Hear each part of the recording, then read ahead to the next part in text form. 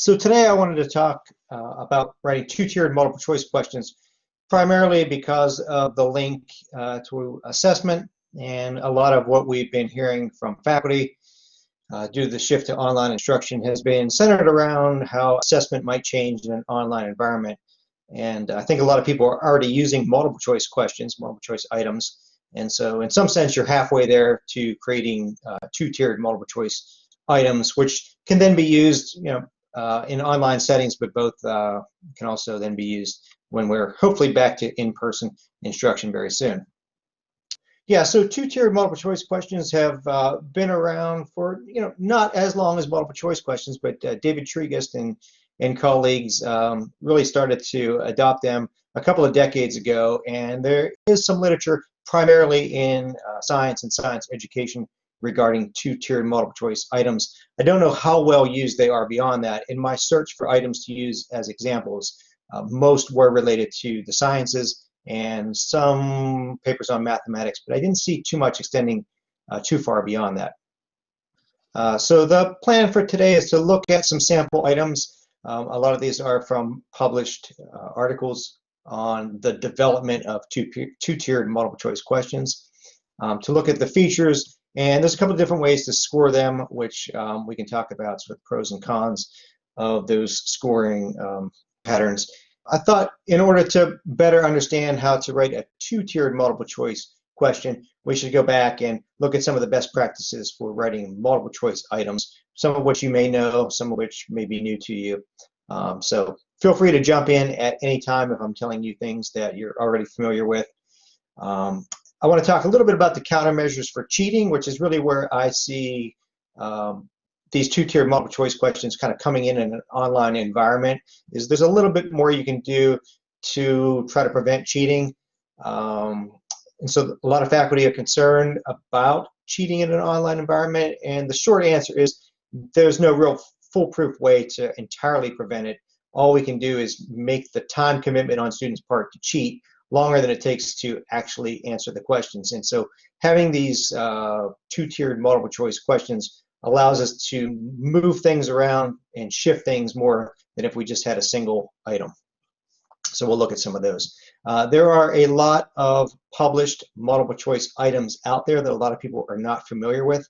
And I have a couple of banks just to show you sort of what they look like and how we can borrow those and then convert them into two-tiered multiple choice questions. And I don't know how well it's going to take today, actually in this session, to practice writing items. It does take a while to write an item that is, a really well-written item, but I am willing to make myself available to work with you, and depending on who's here with us, perhaps pairing up with a colleague to do some of this work would be beneficial as well. So that's sort of the agenda, but feel free to chime in anytime you want. There's very few of us in the session, so either raise your hand or turn the mic on and talk, or throw something in the chat. I'll be happy to stop and redirect the discussion and go wherever you want. So if you have other things you want to talk about, I'm open to all those things as well. All right, so two-tiered multiple choice questions. I know you're all familiar with single-tiered multiple choice items. They're used very frequently in a lot of different settings. The two-tiered is really just sort of an addition to that, where the first item is kind of what you're probably already doing if you're using a multiple choice question. It's more of a fact-based question. And the second item can be phrased a few different ways, but they're really trying to get at the reasoning. Why did the person select that choice for the first? So in some regards, they're linked questions, but in other regards, they're not linked, so that it's sort of double jeopardy. If you miss the first one, you automatically miss the second one. They're not always structured that way, although I can see that some people would structure them that way on occasion. And so really the benefit, aside from my thoughts on making cheating a little bit more difficult for students, is they because of the reasoning and what we're asking, there's a little bit higher cognitive demand, and we're asking students to a little bit more higher order thinking skills involved in answering the questions. So for that reason, as I said, helpful to use in an online environment, but then when we go back to regular face-to-face instruction, can still use these. So I think the time that you might spend writing some of the questions this semester, when we go back to online, go back to in-person instruction, you can still use these items. All right, so that second question is mainly trying to get at the rationale or explanation for the selection that they made. Do you want to talk about combating cheating? But they're also can be structured in a few different ways, whereas students are practicing their metacognitive skills and really thinking about why that answer is correct. And instead of writing something to justify their answers, a short answer response, here you could take advantage of the scoring ease of a multiple choice question. So there's a little bit of a time commitment on the front end of writing the questions, but on the back end of scoring them, obviously because they're multiple choice, they're easier to score, and you can set them up in Blackboard as a test and have them self-scored and entered into the gradebook automatically. However, there are some quirks with Blackboard, and so there's some difficulty writing them in Blackboard as question sets, but we can talk more about that later. All right, so I thought a good place to start would be just to look at some examples of two-tiered multiple choice items that I pulled from published journal articles on really the development of these items.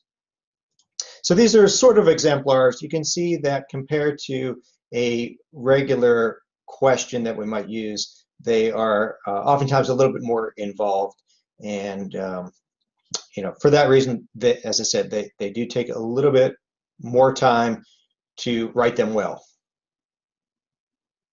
But here you can see we have a question stem, and then we have the first question: why did the solution finally become colorless? The students select A through D, and then the second follow-up, or the second tier of that, is the reason for my answer is. And again, these are generally trying to structure them in such a way that the second question responses don't immediately tie to either the A, B, C, or D above.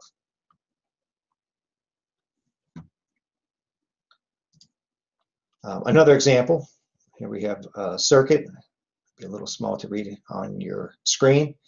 But again, here we have a circuit. So thinking about sort of the anti-cheating that we might do, there's enough variation that we can make in the stem of the question, changing some of the numbers and such in the stem of the question. So that's one thing that we can vary.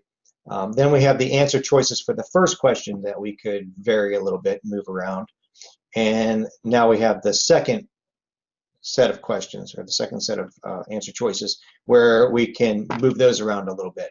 So there's a little bit more manipulation that we can do to make questions that are similar but different on exams, and again, make it more challenging. So the goal sort of here would be to structure exam questions so that it takes more time for students to figure out if they're looking at the same question and looking at the same answer choices. So it would take longer to cheat than it would just to answer the question correctly, or perhaps incorrectly. And here's one from mathematics.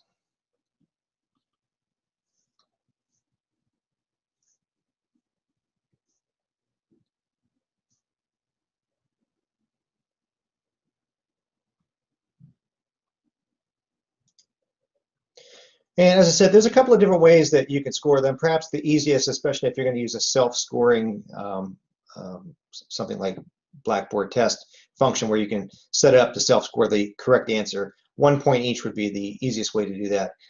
If you wanted to self-score, then you could use some kind of different scale, like the following one at the bottom, where you can get a 0, a 1, a 2, or a 3.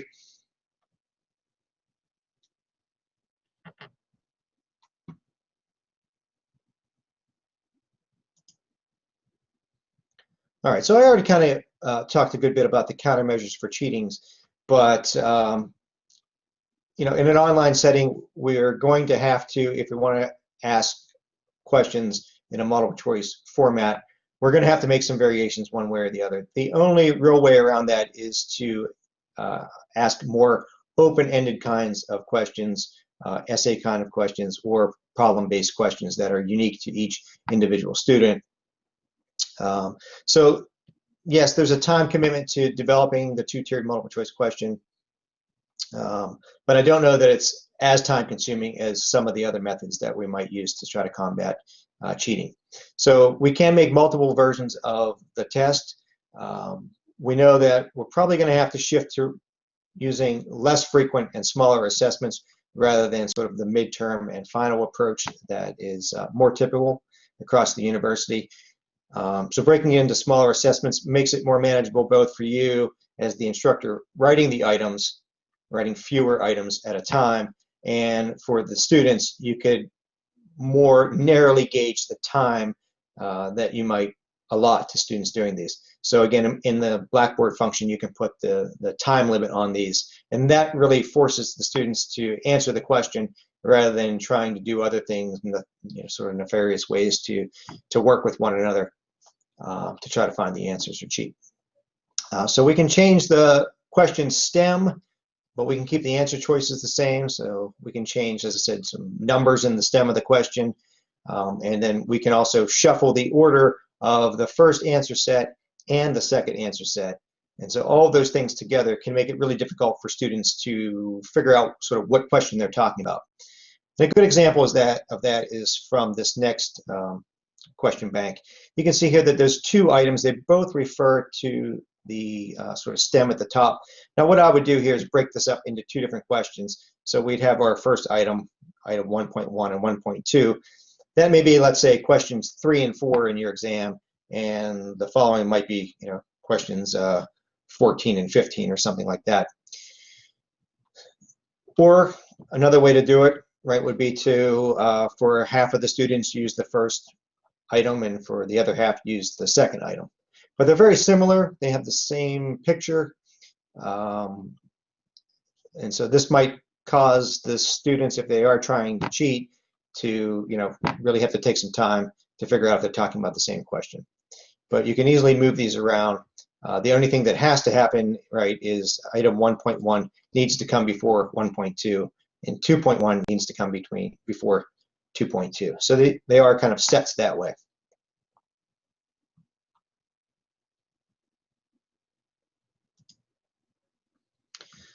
All right, so I'm kind of a fan of multiple choice questions. I think a lot of people think that you can't get a high cognitive demand question out of a multiple choice. You can. There are different kinds of multiple choice questions designed to do different things. The easiest, of course, to write are those low cognitive demand ones where we're just sort of asking students to recall things or provide terms, sort of matching up, a definition with a term and things like that. So there are some low cognitive demand kinds of questions that are out there, and the reason for that is you can write those very quickly, and it just doesn't take a lot of time to write those. So getting into the more higher order cognitive demand, they do take a lot of time to write, and so that's why if we can, borrowing questions from sources that have already taken the time to do that, published articles and such, is the best way to go, I think. All right, likewise, when we get into multiple choice questions, there's a few different styles, and I'm sure you're probably familiar with these either on the test taking end or writing the questions yourself. There's the more traditional single correct answer, where there's a bunch of distractors, but there's just really one correct answer. And then in some situations, especially if we're giving students scenarios, maybe it's a lab-based situation, and we're asking what kind of protocol they might use, which is the best. So it's not necessarily correct, but of the options that we've given them, it's the best option. And then there are the negative items where we ask, which of the following is not true or something to that extent. And then in terms of responses, as we'll see, most researchers say you should avoid these kinds of things, but sometimes we have answer choices like 1, 2, and 3, or A and B, but not C, those kind of combined responses.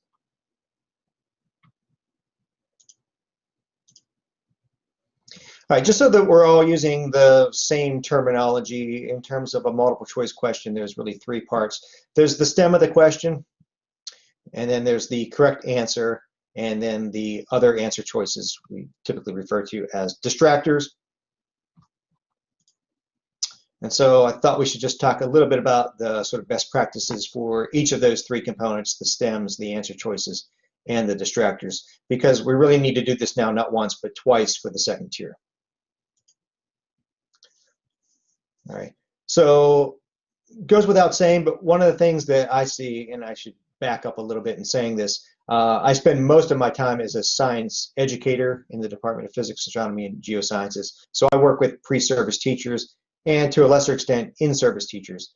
And one of the approaches that is pretty common in education is to teach a bunch of stuff and then at the end kind of develop an exam, which is kind of a shotgun approach to, let me just write exam questions that cover all of the things that I think I talked about during this period of time leading up to the exam, which is not really the best approach. The best approach is really to think about those learning objectives, and the stem of the questions that you write should be directly related to those learning objectives. So that's sort of how we should be operating, knowing what we want students to know and then asking questions directly related to that. So that'll save us some time and can reduce the number of items that you are actually writing. There's a lot of research suggesting that the questions should progress in order from easy to more difficult as they go.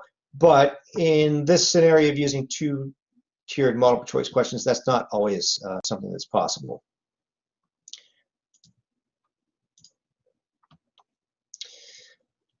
All right, so there's a lot that has been written on how we phrase questions and the sort of stylistic approach to writing questions, and that they should be grammatically consistent. When you have the option, they should start with a capital letter and end with a question mark. That's not always possible, but students seem to do better on those kinds of questions. The second thing that I put on here is just kind of a trick that I try to use with my pre-service teachers to try to get them to ask a little bit more challenging questions of the students. And so one of the tricks that I try to get them to use is, if you were going to write the question like the first one and have sort of the answer choice be contour lines, force yourself to take that option off the table by using the term contour lines in your stem of your question. And that forces you to sort of up the cognitive demand level a little bit on the students by not just asking them those immediate recall, and instead look for sort of patterns in the data.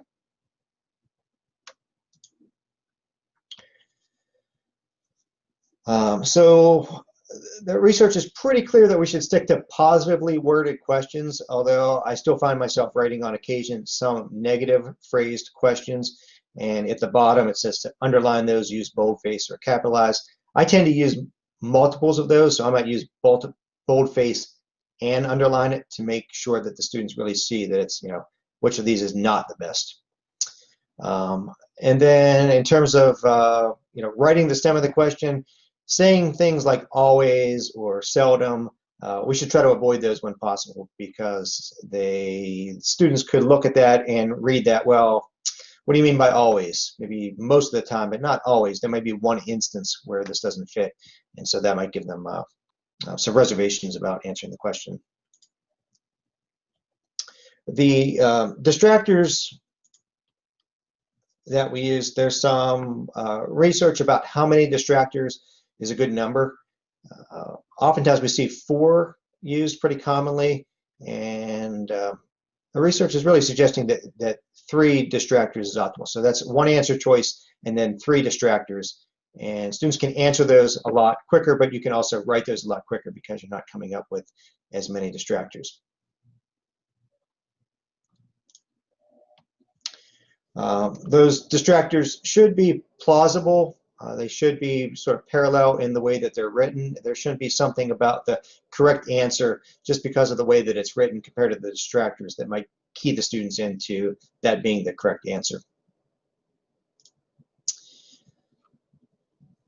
We should try to avoid the words that we use in the stem in the answer choices, the distractors.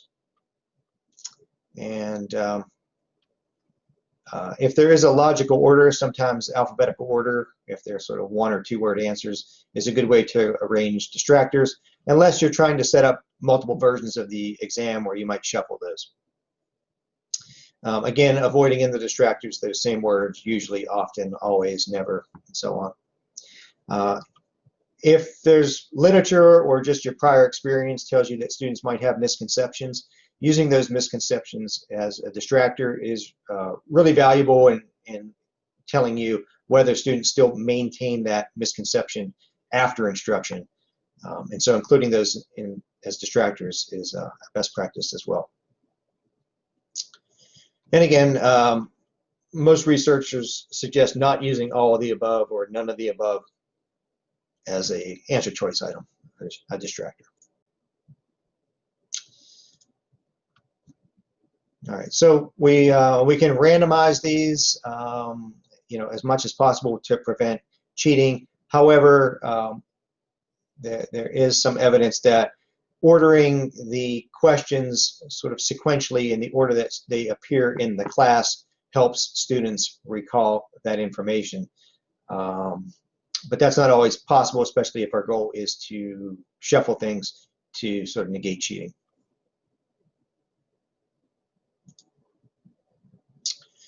So one of the things that I like to do is start with published lessons. Believe it or not, if you do some searching, you can find some really good published questions, probably in your field, a lot from research, but some in some odd places that you may not expect them, just in test banks that are published or exam study guides and things of that nature. So I find these to be a really good place to start. And if I can just open, maybe this may open in the wrong spot. I think I'm going to have to switch screenings.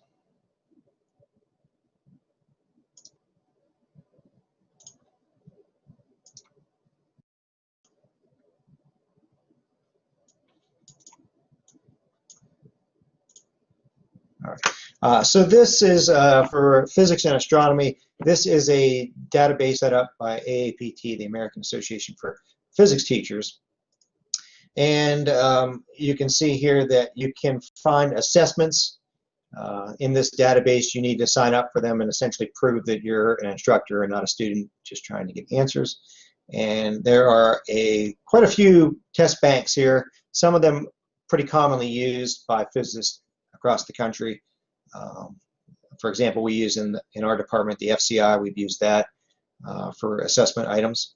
But so these are a good place to start. Finding assessments like this will get you halfway there because the first tier is essentially already written for you.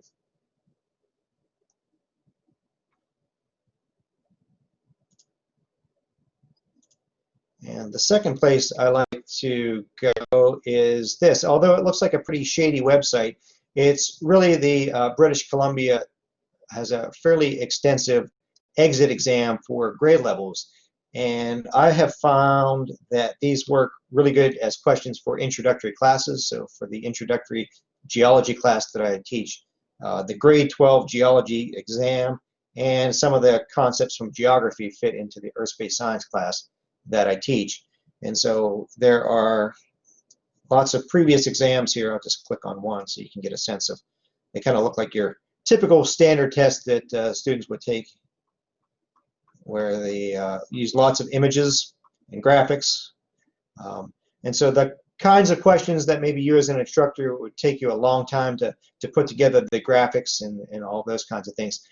So borrowing these, I find, get us sort of halfway to writing a good first tier question, and then all we really need to do is add on that second tier.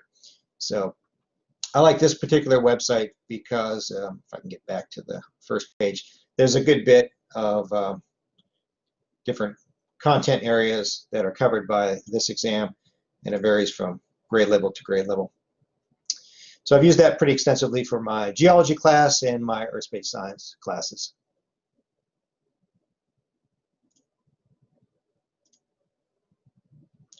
All right, so that gets us to the first tier. Either we use the questions that we've already been using for prior semesters, or we can find some new questions from some test banks or published papers, or in some cases we can find already written two-tier multiple choice questions. But if we're going to write them ourselves, then it's probably that second tier that's going to take a little bit more time, because we really are trying to elucidate the reasoning for students answering the first question the way that they did. And so it is possible for students to not answer the first question correctly, but have their reasoning correct. And so they are sort of tied together, but they're not tied together that way, and that's why the scoring is, there's a couple of different ways to do the scoring.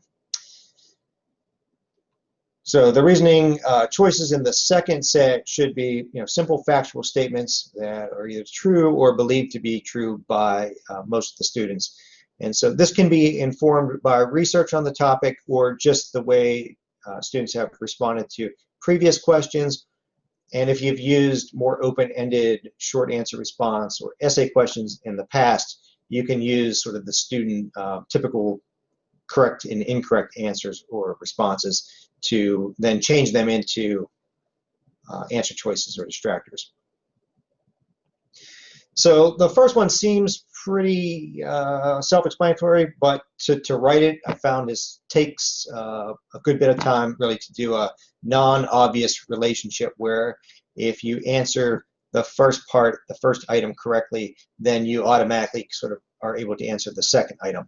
So really to take the time to write those as two distinct entities, it is a little bit of time consuming, but I think that it's worth it on the back end of getting the two benefits of the higher cognitive demand and maybe negating some of the attempts at cheating. So yeah, we can sort of get a couple benefits from this, higher level thinking and trying to decrease the attractiveness, I guess, of cheating. So interestingly, the research on the two-tiered items suggests that the best way to go is sort of having two answer choices in the first item, so a correct answer and just two distractors, and then in the second item having 4 or 5 reasons. But I tend to find myself most of the questions that I've already written have one answer choice and usually 3 distractors. So unless you can take one out, most of the time that's kind of what I would go with. So yeah, I mentioned that on the previous slide. The reasons can contradict one another, right? And so students might be able to think of a particular topic and convince themselves that either way of viewing it is correct. And so writing things that contradict, statements that are contradicting, is a good strategy as well. And the last one on there is, I found, really difficult. Writing these really specific kind of answer choices, it's hard not to do that, is what I found. And so I wanted to show you a question that I might use as a one sort of tiered typical multiple choice question. And again, just simply using a map. And then we have the stem of the question: at which location is the temperature most likely the warmest? We've got 4 answer choices there. And so I've taken that question and then I have added a second tier to try to get at students' rationalization for that. And so they've got to answer the first question. And the answer choices all seem, I hope, reasonable to the students. But for example, the first one, the location is furthest to the south, I can see why students would say that it's warmer as we move to the south. But in looking at the answer choice above, that's not the best reason for this particular answer choice. So that's really what we're trying to do with the second tier.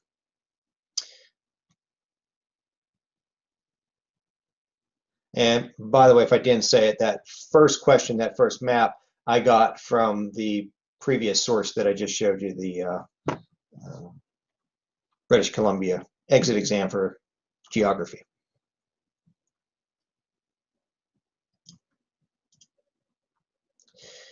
So what can I do for you? I can help you kind of work through these. Obviously it's difficult for someone not in your content area, and what I find most helpful is to find someone in your content area that is interested in making assessment questions and taking the time to sort of split up that work and write the questions together. But I'm willing to make myself available to work with you one-on-one or in small groups and help you in any way that I can if you're interested in implementing two-tiered multiple choice questions.